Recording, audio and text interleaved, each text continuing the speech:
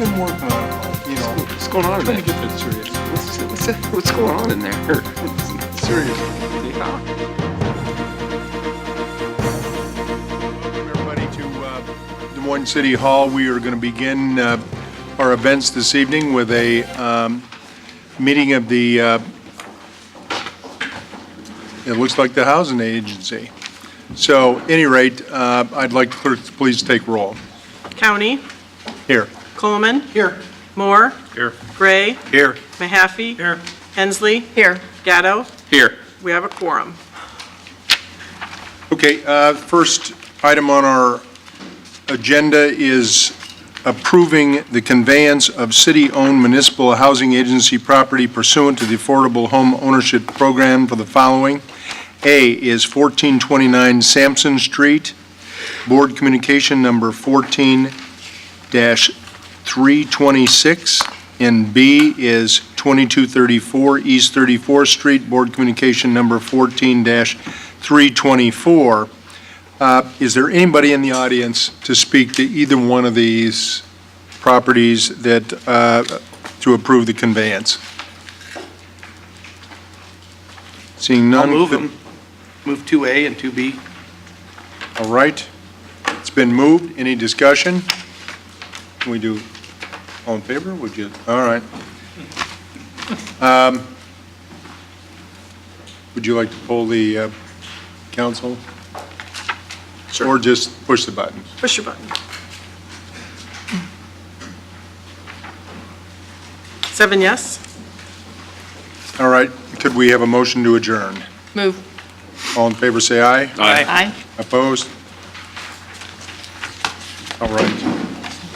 Prior to the start of our city council meeting tonight, we're going to move right into it, but we have our own council member, Joe Gatto, who is going to give us an invocation, and those who would want to participate, we'd ask you to stand at this time, please.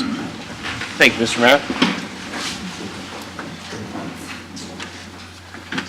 Heavenly Father, thank you for this day. Thank you for bringing us together. Thank you for the great weather that you've given to us. Just bless this day. Give us the right knowledge to make the right decisions, and just be with each and every one of us. In your name we pray, amen. Let's call the meeting to order, and I'll ask the clerk to please take roll. County, Here. Coleman, Here. Moore, Gray, Here. Mahaffey. Yes. Hensley. Here. Gatto. Here. We have a quorum.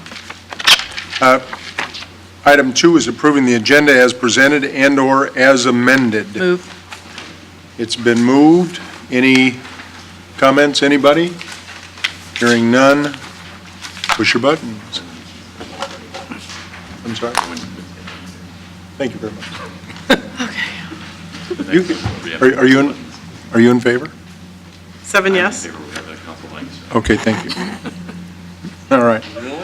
Item 3 is approving the consent agenda, items 3 through 52. These are routine items that are enacted by one roll call vote without separate discussion unless somebody, either member of the audience or the city council, poses an item for further discussion or clarification. This evening, item 4B, council members Coleman and Hensley vote no. Item 4U, Councilmember Coleman votes no. Item 7, Councilmember Coleman votes no. Item 8, Councilmember Gray wishes to speak. Item 9, Councilmembers County and Moore vote no. Item 28, Councilmember Hensley wishes to speak. Item 42, Moore votes no. Item 51C, Moore votes no. Are there any other items anybody would like to pull for further discussion or clarification? Either the council or the audience. I'll move the balance. All right?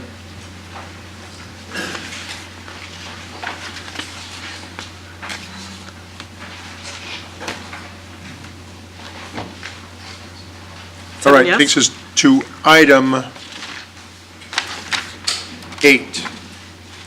Item 8 is a consideration of a Class C liquor license for Peggy's Inc. at 3020 Forest Avenue. The police department recommends denial. This item was continued from the June 23rd council meeting And our council member, Mr. Gray, wishes to speak.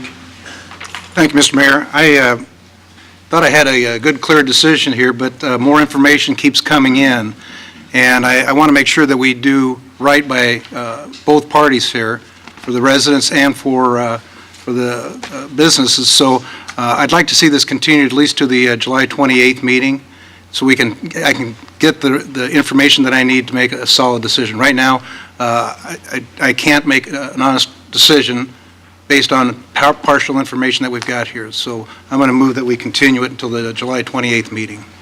Can I just, I don't disagree with that, but I guess just from my from reading through the documents, it makes it very difficult to not vote based upon the recommendation from police right now, just based upon the information they have. So is that? That's part of the information that got explained to me. So I want to take it back to the business owner and see what issues we can work out, if any, so that we don't, obviously Peggy's is an icon and a landmark in the Drake area. So we want to make sure that we don't disrupt anything there, but I want to make sure we're doing right by the whole general public. So I agree. I want to make sure, but I think 2 more weeks I should be able to get all that information put together. Okay.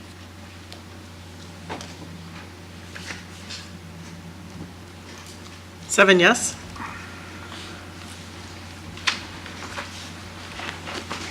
Okay, item 28. Item 28 is attendance reports for the various city boards and commissions for January 1 through June 30 of 2014. Councilmember Hensley wishes to speak on this item. What I'd like to do is I had a chance to review all of the attendance reports, and I really appreciate the information being included with the documents. It talks about meeting and attendance requirements. And as you look through those reports, we obviously have some people that are not in compliance. And my thought would be, number one, that we need, if we have an ordinance in place, we need to comply with the ordinance, which we're not. And there are a couple of boards in particular that was really obvious. Or do we need to change the ordinance just to reflect that if they don't meet the attendance requirements, that they will automatically be, their position would be terminated? I mean, because what's going on is it's very difficult for a committee chair and/or staff to have to deal with an attendance problem.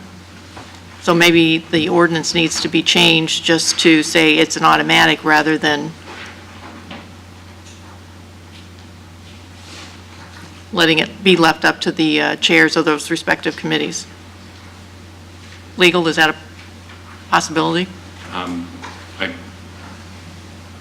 I'm not sure that there would be any problem with that, but my only concern would be applying it to those currently seated as opposed to when they were appointed, but we should be able to look at that and get you an answer back by the next meeting. Well, it clearly says that no member shall miss more than 4 of the regularly scheduled meetings in a calendar year without regard to the reasons for the absences. Right.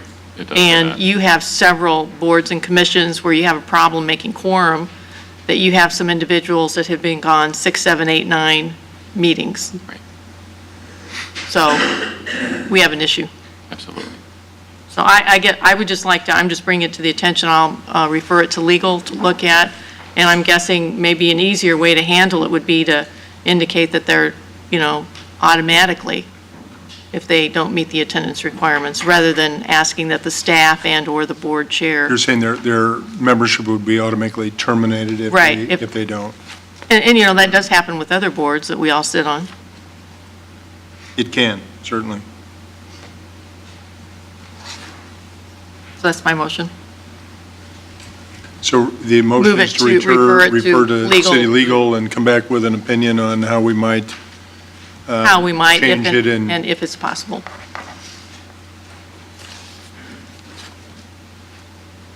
Seven yes? Mayor, if I just make a comment, I agree with that. One of the things that was frustrating when I was on the Board of Adjustment was it wasn't just a plural vote, it had to be 4 positive votes. And so if we've only got 3 people there, 4 people, even 4 is a quorum, you had to get all 4 votes. And that's not really not fair to the people that are coming in and trying to get things done, and the rest of the members feel, because it almost compromises their vote. You know, if I'm going to be the one guy that's 3-1 and cause this thing to fail. So it's not a bad idea, so I hope we get something done, Jeff. That. Yes, sir. Thank you.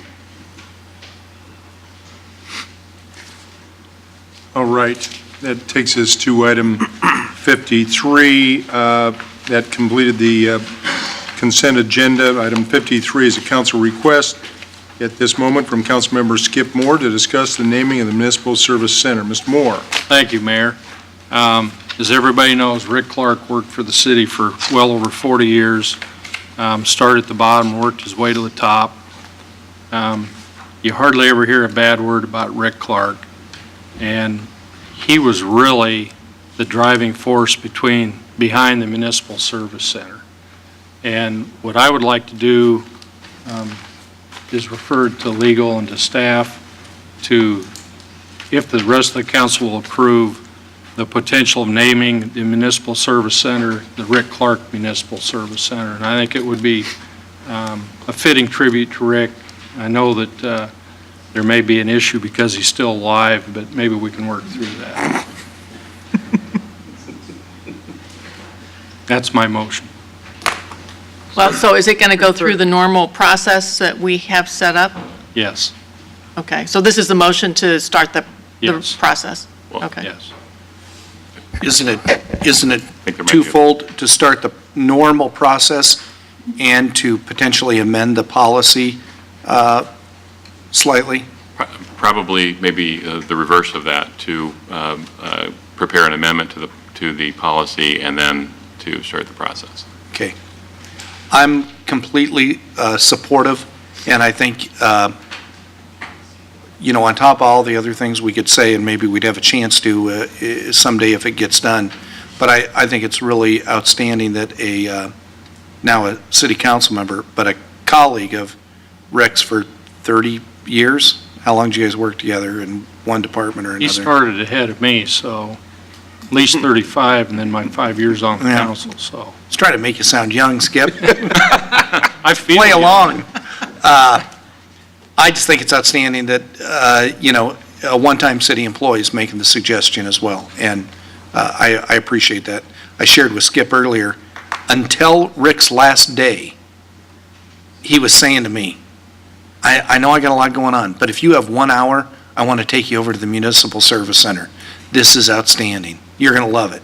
And he was really proud of it, so good work, Skip. Thank you. 7 yes. Item 54, communication report. This one from David Costello, 1105 Orchard Lane, to speak regarding homeless evictions and compassion campaign. Good afternoon. It was Hubert Humphrey that said, you can measure the worth of a community by how well it takes care of its least fortunate citizens. So, and I'd like to make 3 recommendations to you today regarding the homeless and regarding compassion. First, today's Des Moines Register had an editorial in it about the homeless. I assume most of you have read it. It was a good editorial, and I agree with it. Des Moines is a lot better, more compassionate city than to require anybody to live homeless along our rivers. Now, we've, as a community, been remiss in not enforcing the codes and not reaching out to these people immediately. I know people that have been living along the rivers for over 7 years today, right today. That's not right. So, speaking of compassion, I think we could have found a lot more compassionate way to go about what we've just done on the homeless eviction. And I support you 100%. Those people don't belong down there.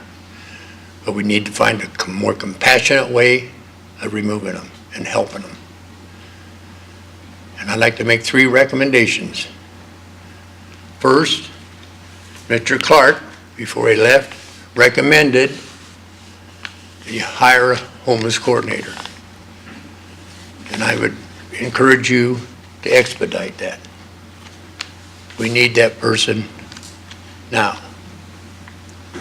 2, I'd recommend, here 6, 8 months ago, I forget just when it was, I came to the city council and recommended that you pursue a Most Compassionate City Award. And there's a lot of excitement in the community about that.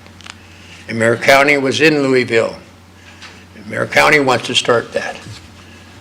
And I think, so my second recommendation is start that process now, in the near future.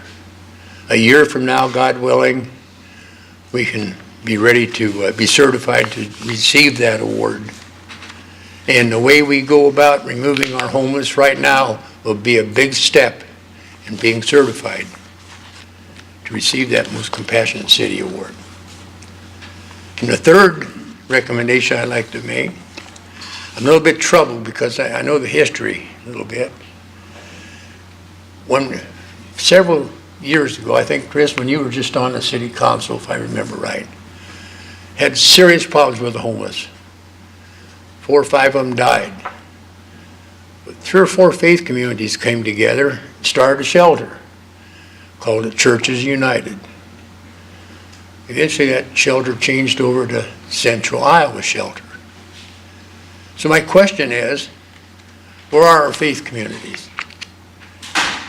Every faith, no matter if you're Buddhist, Muslim, a Jew, or a Christian, their primary duty and responsibility in all those religions is take care of the needy. So my question is, that homeless coordinator that we hire would be an excellent person to go out and coordinate with these religions. But I don't know if any of you ever worked with too many religions. It's hard enough to get them to pray together, let alone get them to work together. And I mean, in today's world, we got Jews fighting Muslims. In Ireland, we had Catholics fighting Protestants. Today, we got Muslims fighting Muslims. And where's the compassion? You know, what's going on our border? Big question, where's our compassion? Well, I think Des Moines has lots of compassion. So I request that we get our faith communities more involved. And how you do that is difficult. Because I'm talking about the leadership of the faith communities.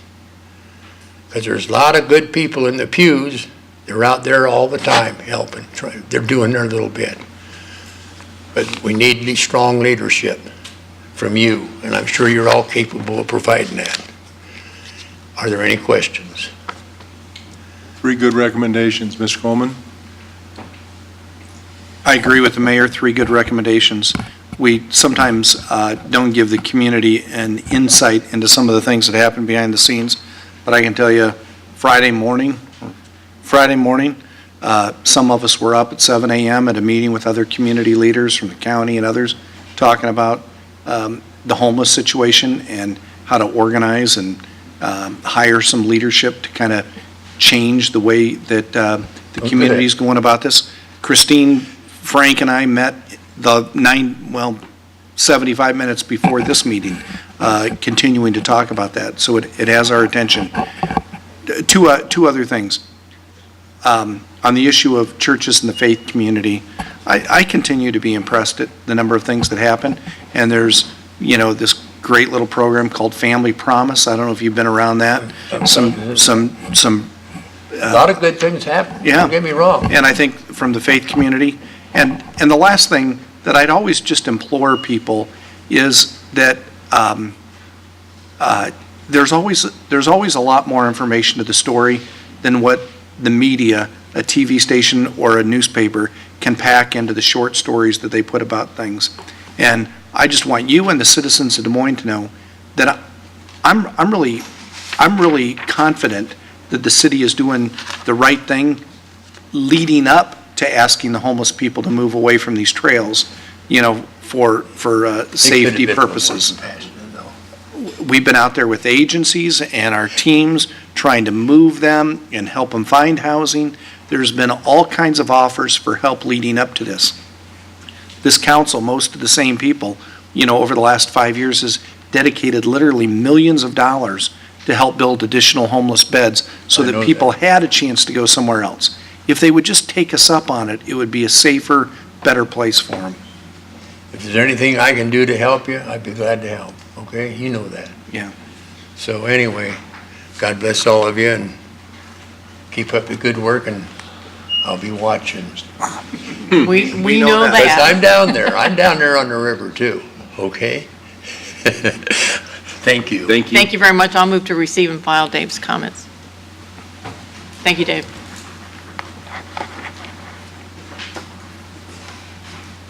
Seven yes. Item 55 from Michael Hildebrand of 410 Franklin Avenue to speak regarding property at 1942 Arlington in the River Bend neighborhood. Thank you. Thank you, Mayor. Mike Hildebrand, 410 Franklin Avenue, and I am in the River Bend neighborhood. I'm not here representing the River Bend neighborhood this evening. I'm representing personal interests of mine. I'm here to report that we have a problem in the neighborhood, and if there is such a thing, it's a good problem. We have more people wanting to get into the center of the city in the housing than we have houses available. So in the true essence of River Bend, the residents are taking on the issue and working on it ourselves. We're not here to ask for a handout. So what myself and a couple other neighbors have decided to do is we're taking on acquiring some properties, and we've decided that we're going to go after the worst of the worst, the nuisance properties, which hopefully that piques the interest of a few of you. Because usually those end up as in the landfill. So we have a particular property that I've been working on for 2 years now with the property owner at 1942 Arlington Avenue. That property owner is ready to walk away from the property, which, as we've seen in the past, that usually ends up going to tax sale. Somebody will get it, an investment company, probably out of state, and they write it off and it sits there, and eventually you'll pay to have it bulldozed and hauled away and put a lien on the property. We've seen that happen numerous times. And then probably in the end, somewhere down the road, a nonprofit will come in and you'll forgive the liens on that property and they will probably build a new structure. Well, I'm here to save money for you. In the 2 years I've been working on this property, we've taken the liens down from $60,000 down to just $4,000. And the only entity that is still holding on to those liens is the City of Des Moines. They're for nuisance property, junk and debris removal, so on and so forth. It's about $4,000. And so I'm here this evening to talk about if there's a possibility to get those liens forgiven either on the front end or the back end. It doesn't really matter to me. You shouldn't trust me, shouldn't trust anybody. So I'm sure you'll write into it to protect yourself in the city. I will say, though, that I guess some supporting information is myself and these individuals took on another property 2 years ago. I'm not going to take too much time on that, but we took the assessed value from $14,000 to $180,000. Now, full disclosure, I'm sure Mr. Moore will be the first one to say, wait a minute, that's 10-year tax abatement, so you're not seeing it yet. But that's our track record. And then also the other item that I want to say, I've been working with the city staff over the months on this, and I've heard a few times, well, there might be people not wanting to give up that money. Frankly, you have a lottery ticket. It may or may not pay off. You might get your $4,000 out of it, but if I walk away, you'll probably end up losing and probably spending more on it. I'm here to save your money, asking you to do a long-term investment as I am in my neighborhood and consider forgiving those liens with certain restrictions. And also I would add there's other properties in the neighborhood that I'm looking at once I get this under my belt and bring it back to you and show you what we can do, I'll probably be asking for more, so we might want to do a long-term vision on this also. Michael, I think that one of the options that we have here, if somebody would move it, is to potentially refer to the city manager and city legal to see what could be worked out in regard to your recommendations. And Mr. Gray. Yes, thank you, Mr. Mayor. This is a unique opportunity, first of all, to get a nuisance property off the city's hands and put it in the hands of somebody that's going to rehab the place. I look at this, I drive past that house every day, and I take a look at that, and Mike's got a better eye than I do, because I don't, if you can rehab it, more power to you. I'm impressed. But, you know, the alternative would be to spend $25,000 more of the city's money to tear it down, and then we have an open area that crime can start to pick up, and it'd just be another eyesore to deal with. To try and get an infill on that is just almost impossible. And if anybody's had a chance to see some of the work that Mike does, I am very impressed. His home is very pristine. It's just absolutely great. I know he's got a great track record, and I agree with you, Mr. Mayor. I'd like to refer this to city legal to work out an arrangement that we can work granting the release of that lien so that he can get this property back on the market. The idea of having a $120,000, $130,000, $140,000 house to replace one that's, I forgot what it is, magnificent. This is a great win for the city. And people don't know how frugal that I am, and it's tough to let loose $4,000, but in this case, I think it's money well spent. Saves us another $25,000. I believe that's a great plan.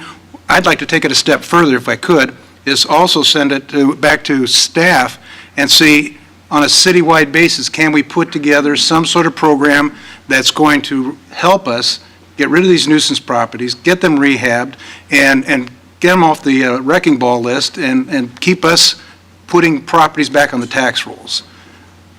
So that's my motion. And I'm going to support that, because I think there's a lot more value if we take the dollars of it, instead of paying them to have them demolished, to help the people to bring them back to life, would add to our tax base. And I agree with that completely. I guess one of the suggestions I would have, because it's not just River Bend, I mean, I'd like to be able to do it throughout the city where there's Right. certain criteria that would be met. Yeah. A suggestion I would have would be working with Neighborhood Finance Corporation, because their mission and purpose is revitalization of neighborhoods. And, you know, River Bend is a perfect neighborhood that they should be working to revitalize. But they also have government source funds that, you know, it's a, as people pay it back, it continues to come back into neighborhood finance. So from the city's perspective, if we could sit down and work with them and talk about a program that would be specific for these types of nuisance properties, so that we could have a mechanism that would allow us to assist individuals and/or neighborhoods in dealing with them. And And that would- I've actually connected up with the new executive director there. With Stephanie? Yep. Perfect. Okay. I was going to make a similar suggestion I did earlier to Larry about NFC, and if we could create, we're giving them $1 million already. It seems like this is a really good use of those funds that they have to reinvest in the city. They manage the programs well, and they can stack these applications up so we aren't deciding. I would say as we refer your action, Bill, which I agree with, I mean, I want to help in some way, but as we refer that on for kind of a policy review and work with NFC, it seems to me that we should give a premium to owner-occupied housing. You know, we don't, I think, inadvertently want to help incentivize people to turn nice homes into, you know, multifamily, or cut them up into tenant housing.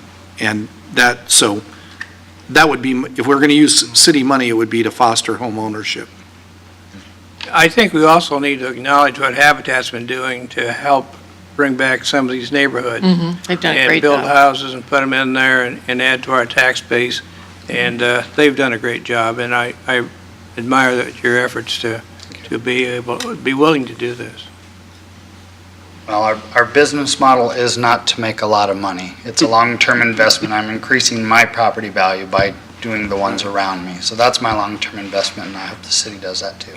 It's a great Mike. idea. Thank you very much. We've got a motion from Mr. Gray. Was that an amendment you were looking for, Mr. Coleman, or just? NFC, we want to have the NFC as part of that?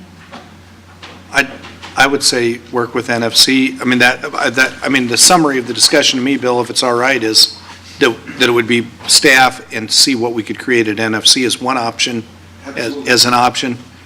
And I know Mike has looked into that in the past, and one of the issues is, if, this house, I've just checked it, is assessed at 15.9. So if you're going to put $40,000 worth of improvement, NFC is going to say, can't go over the assessed value. So in some instances, it works. In some, it might be a stretch, but I agree, Chris. We need to get something in there and get NFC kickstarted so that we can get these neighborhoods put back in great shape. Well, and it does fall into the plan that was developed through the Capital Crossroads and the neighborhood report that came out. So look at all options. Yes. Okay.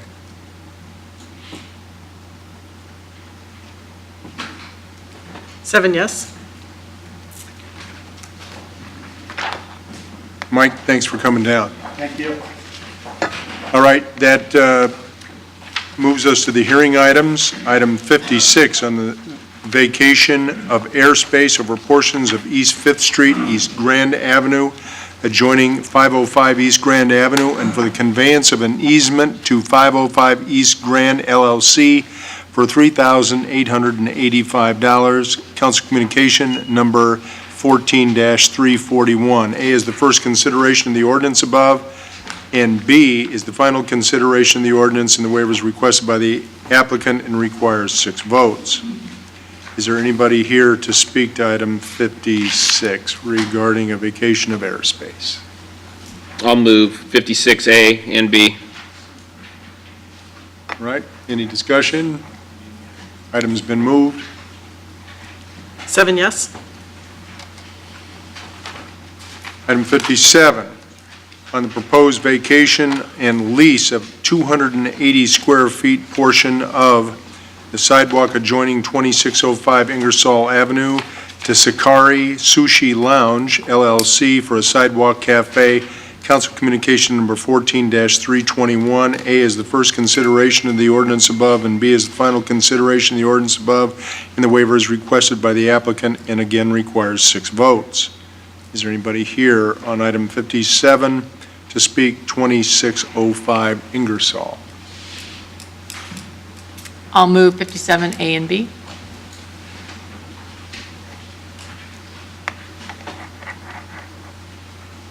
Seven yes. Item 58, on the sale of city-owned property in the vicinity of Southeast 6th Street and Shaw Street to Hanson Real Estate Services, Inc. for $3.30 per square foot, and to continue to July 28th, 2014 at 5 p.m. Anybody here to speak to this? I'll move 58.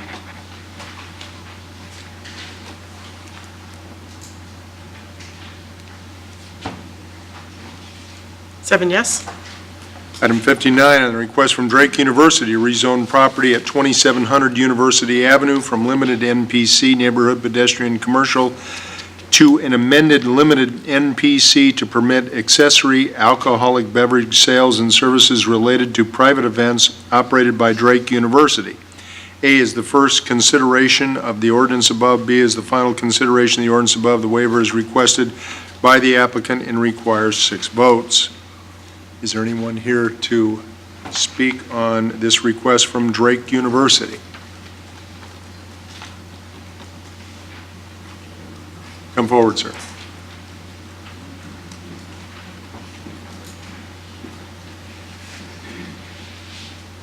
Good evening. I'm Mark Chambers, Director of Facilities at Drake University.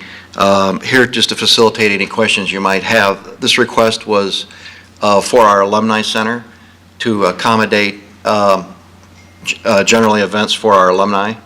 There was some concerns from the neighborhood, but I think we addressed those concerns, and I don't think there's anybody here from the neighborhood to object. So I just thought if you had any questions, I was here to answer them. I appreciate your stepping up. Okay. Thank I you. was aware that the neighborhood felt comfortable with the issues that were addressed, so.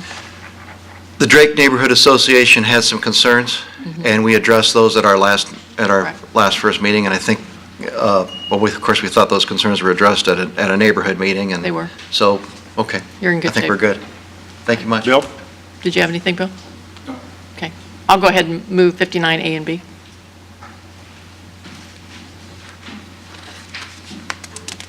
Seven yes.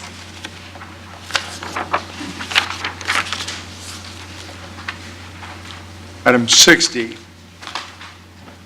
on the 2014-15 HMA pavement scarification and resurfacing, resolution approving the plan specifications, form of contract documents, engineer's estimate designation of the lowest responsible bidder as Grimes Asphalt and Paving Corporation, Kent Rasmussen, President, $365,325.50. Council Communication Number 14-342. A is approving the contract and bond and permission to sublet. Is there anybody in the audience here to speak to this item? Seeing none, I'll move 60 and 60A.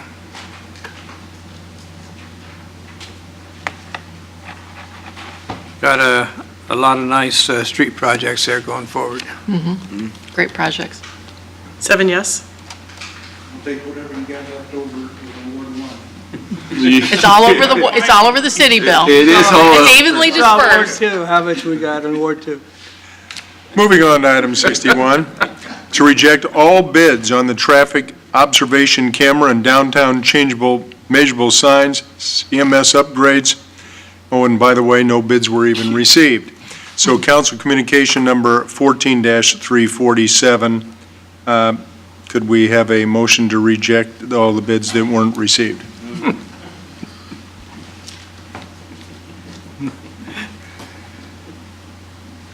Seven yes. That was the easiest 7-0 of the evening.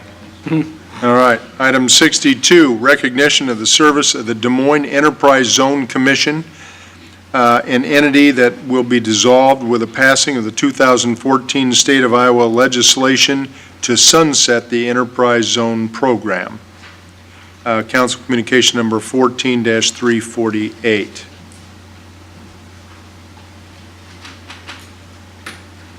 I'll move. All right, there's no one here to speak. Item's been moved. Larry, those credits and that used to go through the enterprise, they come to us through any other ordinance or ways that can be, I know you used to get sales tax refunds and... I'll let Matt Anderson answer what we do with it. I will say that this group has been meeting for years, looking at projects. It's been a very useful tool to us. I served on it one time. Yeah. Did you really? So partial to the group. So yes, Matt Anderson, Assistant City Manager. So yes, we listed the members who are currently on the board when it was dissolved, but also that recognition went to all past members also. The state hasn't written their admin rules yet for the new, what will be, I think it's called the workforce housing tax credit. Business deals, which used to flow through here also, and you've been seeing less and less of those because businesses have been using a different state program instead of Enterprise Zone. Those will generally be pushed to, I believe it's the High Quality Jobs Act. We're still waiting to see the administrative rules that come out of the state on the new housing program, but it won't be required to go through an Enterprise Zone Commission. It'll just come through staff and then come to you. So they've eliminated that step. But the dollars will be there for credits and that, but through a different direction, so to speak. Different program. When we have a feel for the rules, we'll try to set up a workshop and go through them so you know the new That'd be great. lay of the land. That'd be great. All right, we've got a motion? Seven yes. All right, could we have a motion to adjourn the City Council and reconvene as Board of Health? Move. All those in favor? Aye. And the City Attorney agrees. Wow, I thought it'd be Opposed? 6. We now sit as Board of Health. Item 1 is approving the Land Department to proceed with court action seeking authority to abate the public nuisances at the following locations. A is 3510 University Avenue, it's a commercial building structure. B is 1426 4th Street, it's a fire-damaged main structure. And C is 1708 6th Avenue, a commercial building structure. Is there anybody in the audience here to discuss any of those three properties, 3510 University, 1426 Fourth, or 1708 Sixth Avenue? Seeing I'll move. none, could we have a motion approving to proceed with court action seeking authority to abate? I'll move.